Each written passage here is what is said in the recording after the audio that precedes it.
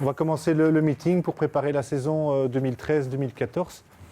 Avant toute chose, je vous remercie d'être présent. Je pense que c'est vraiment quelque chose d'important de pouvoir être tous ensemble pour pouvoir communiquer un petit peu sur ce qui s'est passé, puisqu'on va faire un bref débriefing sur la saison en cours et sur la nouvelle.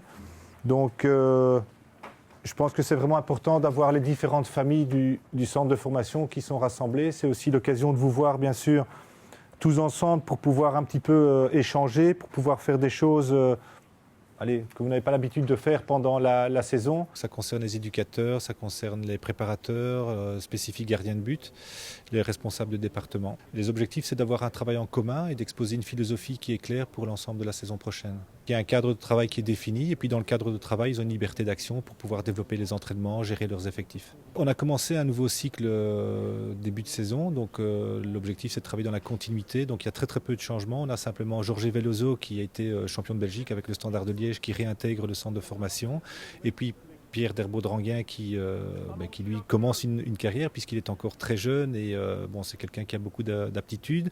Il a fait sa formation ici au Standard de Liège, donc il connaît très bien le centre de formation. Et puis on récupère en U11 Frédéric Crémasco, qui est un ancien de la maison, qui termine sa carrière de joueur et qui va pouvoir continuer le travail qu'il avait entrepris il y a quelques temps. C'est un petit peu nouveau puisque c'est rare quand on a pu travailler dans la continuité. Je pense que c'est un gage de réussite, c'est un gage de stabilité, c'est surtout un gage de sérieux par rapport aux familles, par rapport aux jeunes, par rapport aux supporters. Je pense que pouvoir avoir des points de repère dans le temps, c'est quelque chose qui est essentiel pour tout le monde.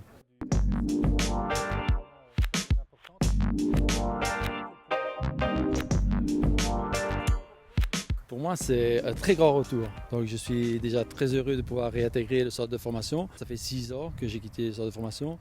Où j'ai été vraiment agréablement surpris, c'est de voir l'évolution qu'il y a eu sur 6 ans. Quand je vois, comme maintenant on vient d'avoir une petite réunion, quand je vois comme c'est pointu et que je vois mes collègues formateurs et leur niveau, je me dis il y a du travail qui a été fait et c'est vraiment bien. D'abord, il y a un parcours footballistique. Ici, j'ai grandi ici, je suis arrivé tout petit, je devais avoir 7-8 ans. Et voilà, ils sont venus me chercher quand j'étais à Montigny, dans un petit club tout près de chez moi. Et puis j'ai grandi ici, j'ai été formé ici, et voilà, beaucoup de belles expériences et tout ça. Et puis là, j'ai commencé mes études.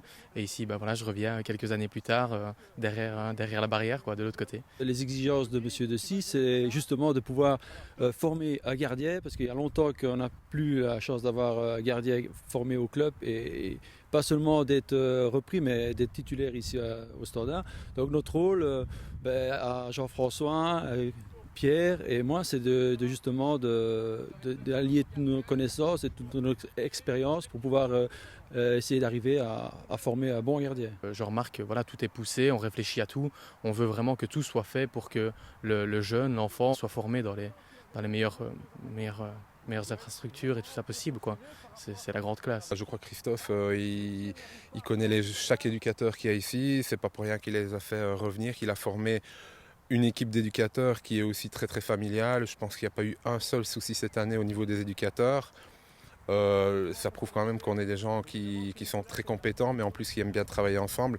Et la base, je vais dire, pour améliorer les jeunes, pour les faire monter, les faire grandir, c'est d'abord qu'il y ait une bonne ambiance déjà au niveau du staff, que ce soit au niveau médical ou au niveau du reste.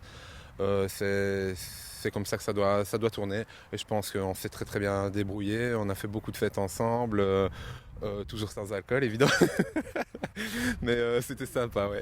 La réussite pour nous, c'est quand un jeune intègre l'effectif professionnel, ça c'est clair. Mais cette année, on a eu quand même 21 joueurs qui ont intégré partiellement ou de manière beaucoup plus persistante l'effectif professionnel. Et on a eu quand même des résultats très intéressants avec notamment un garçon comme Anil Koch qui en début de saison était très loin d'avoir le niveau qu'il a aujourd'hui. Aujourd'hui, c'est aussi la fierté de nos supporters. C'est que quand on a eu la génération dorée avec Marouane, avec Axel, Mehdi, Réginal, etc., je pense qu'ils sont aussi fiers de ces choses-là. Donc c'est aussi quelque part travailler pour nos supporters, mais on ne peut pas faire non plus une équipe professionnelle rien qu'avec des jeunes joueurs. On leur donne une réelle chance d'arriver en équipe professionnelle et c'est pour ça aussi qu'on est très sollicité pour pouvoir recruter des joueurs. Nous, ici, notre philosophie, c'est de pouvoir travailler dans le temps et de pouvoir laisser aux jeunes le temps de pouvoir s'épanouir.